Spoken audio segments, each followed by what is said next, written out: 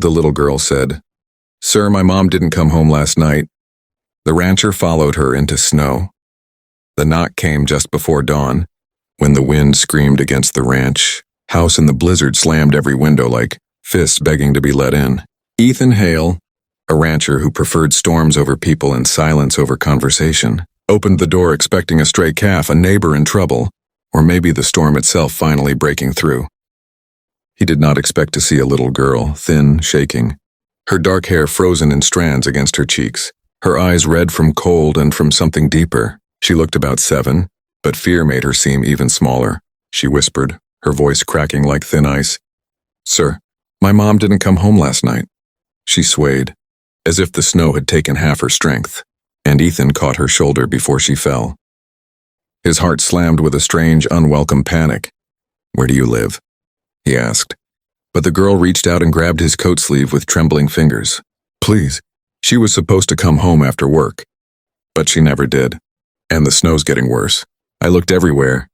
I walked for hours." Ethan looked at the storm behind her. White walls, blinding winds, the kind of cold that could silence a grown man in minutes. "You walked here in that?" he muttered. She nodded slowly, lips blue. "I didn't know where else to go. Mom said if something bad ever happens, find Mr. Hale," she said. "You helped her once." Ethan stiffened.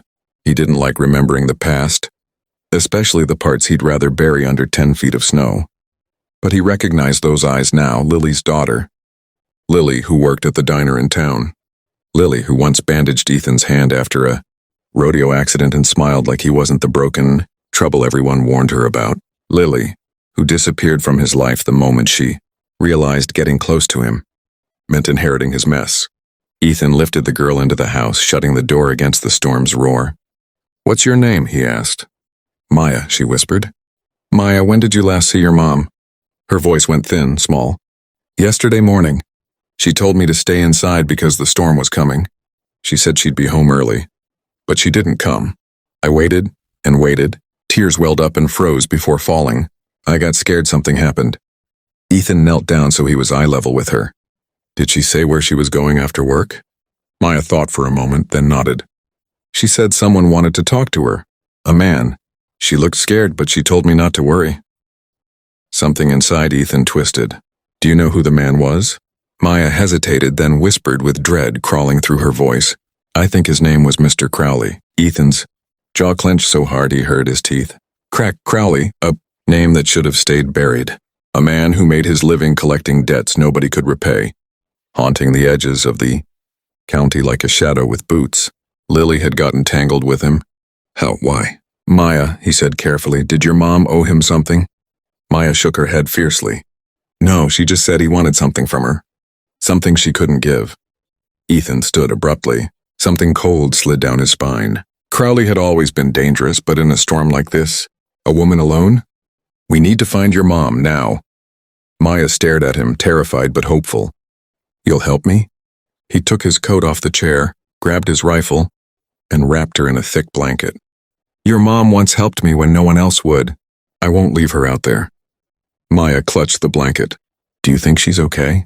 Ethan didn't know, but he couldn't let the little girl hear that uncertainty. "I'm going to do everything in my power to bring her home," he said. "But you need to stay close to me. The storm isn't going to get kinder." She nodded. "I'm not scared anymore," she whispered. But Ethan was, because storms had a way of hiding things, tracks, sounds, cries for help, and sometimes bodies. They stepped into the storm and the cold swallowed them instantly.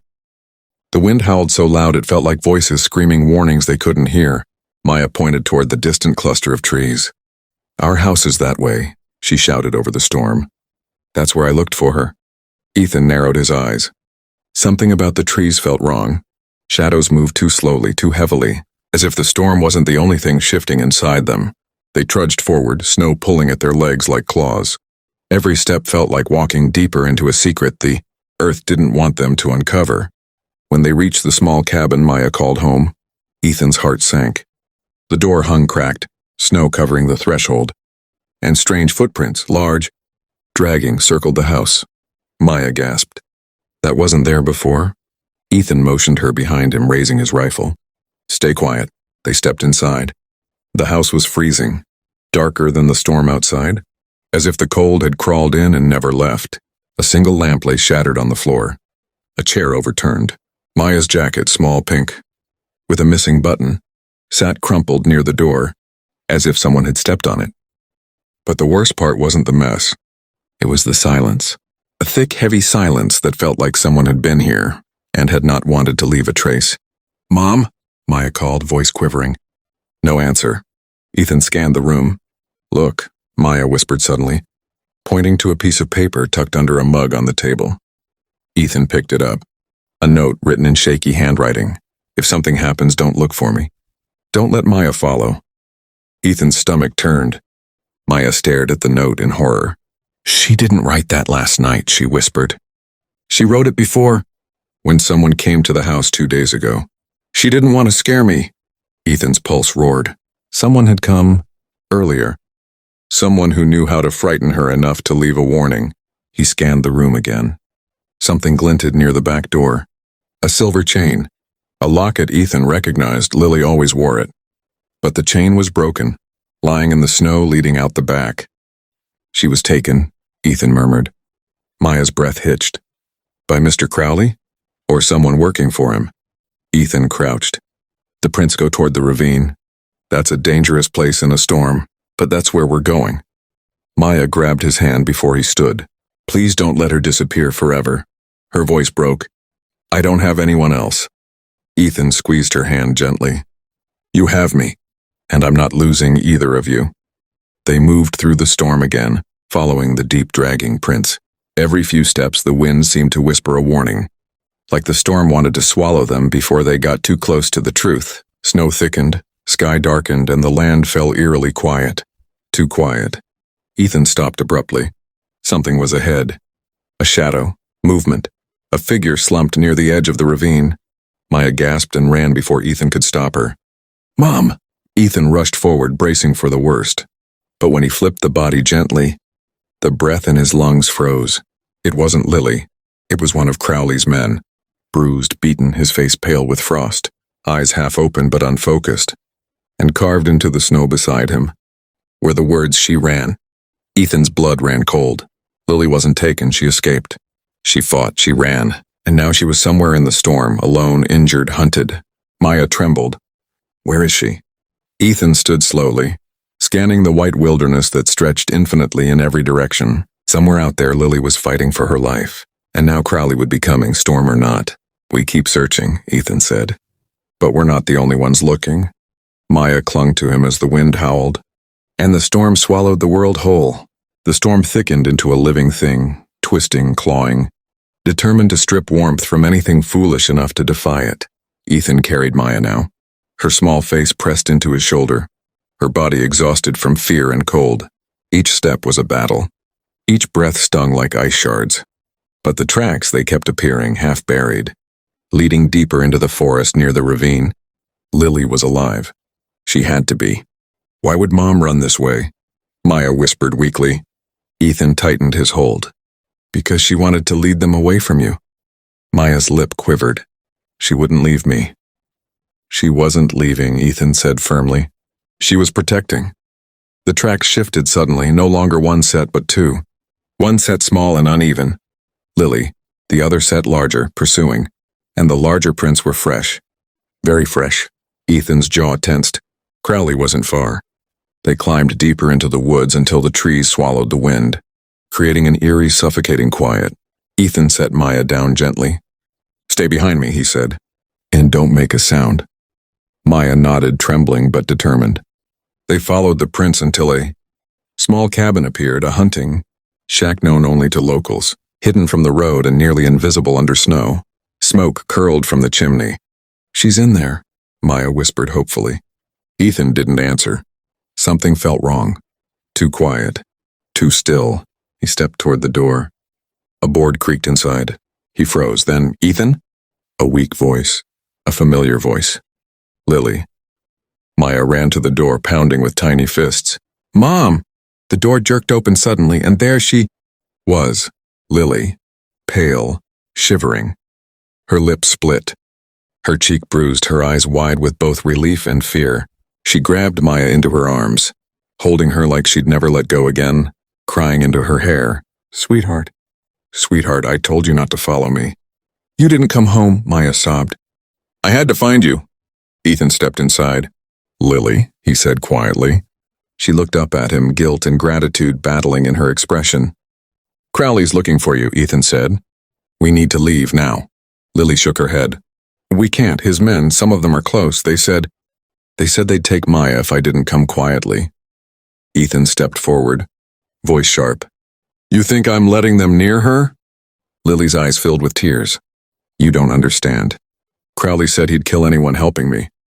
He'll have to get through me, Ethan said. Then branches snapped outside. Heavy footsteps, many. Lily's breath caught. Maya pressed into her side. Ethan moved toward the window and saw silhouettes, dark, shapes through the storm, closing in. 5 men. Minimum. Lily, Ethan whispered. Is there a back exit? Just the cellar, she said. But it leads nowhere. Ethan grabbed the rifle. Then we make our own way. The door shook violently. A man's voice boomed. Lily, we know you're in there. Come out and we won't hurt the kid. Lily flinched. Maya whimpered. Ethan's blood boiled. Stay behind me, he said. The door crashed open. Crowley stepped in first, tall, broad, wearing a coat lined with wolf fur, eyes cold and hungry. Well, Crowley said casually, I thought you'd be smarter. Lily, running in a storm? His eyes shifted to Maya. And bringing your daughter along? Shame. Ethan moved in front of them, rifle raised. Crowley smiled. Rancher Hale, he drawled. Figured you'd stick your nose in this. Always did think Lily was worth more than she knew. He stepped forward. But this is none of your business. You made it my business when you threatened a child, Ethan said. Crowley raised a brow. Put the gun down. I'll let you walk away. Not happening, Crowley sighed. Then I'll take her by force. The moment he reached for Lily, Ethan fired. Chaos exploded. Men stormed inside. Furniture overturned. Snow blasted through broken windows. Lily screamed for Maya. Maya cried for her mother. Ethan fought like the storm itself had taken control of him, every punch fueled by fury, every move fueled by the fear of losing them. One man grabbed Maya. She kicked and bit, screaming. Ethan lunged, slamming the man into the wall. Don't touch her, he roared. Crowley struck Ethan across the head with the butt of a pistol, sending him to his knees. The room spun. Maya screamed. Lily struggled against 2 men, her voice hoarse. Let her go. Crowley aimed the gun at Ethan. Should have stayed out of it. But before he could fire, Lily hurled herself at him, knocking his arm upward. The gunshot exploded into the ceiling. Ethan surged up, slamming into Crowley, the 2 tumbling out the door into the snow. They fought brutally, the storm swallowing every scream and punch. Ethan pinned Crowley, but Crowley grabbed a knife, slashing across Ethan's arm. Pain burned, but Ethan didn't stop. Crowley swung again. Ethan caught his wrist, twisting until Crowley dropped the blade. You're done, Ethan growled. I don't lose, Crowley spat. You already did. Ethan struck him hard, knocking him unconscious. Inside, Lily had overpowered one man with a fire poker while Maya threw a lantern at another. By the time Ethan dragged Crowley inside, the remaining attackers had fled into the storm. Lily collapsed into Maya's arms, sobbing. You're safe, Ethan said softly. Both of you. Lily looked up at him, tears streaming. Why did you come for us? Ethan swallowed hard. Because you once saved me. Because Maya trusted me. Because, he exhaled shakily, because losing you would have destroyed me. Lily's expression softened, fragile and full of emotion she couldn't hide. Ethan, let me get you home, he said, voice rough. Both of you. Together they walked into the storm, but this time, the cold couldn't touch them, because this time they weren't alone. And as they made their way back to Ethan's ranch, Lily leaned into him, Maya holding both their hands. The blizzard began to calm, like the storm itself finally understood they'd survived what it tried so hard to take. The little girl said, Sir, my mom didn't come home last night, and the rancher who followed her into the snow brought home far more than he ever expected. A family, a second chance, and a love fierce enough to silence even the deadliest storm.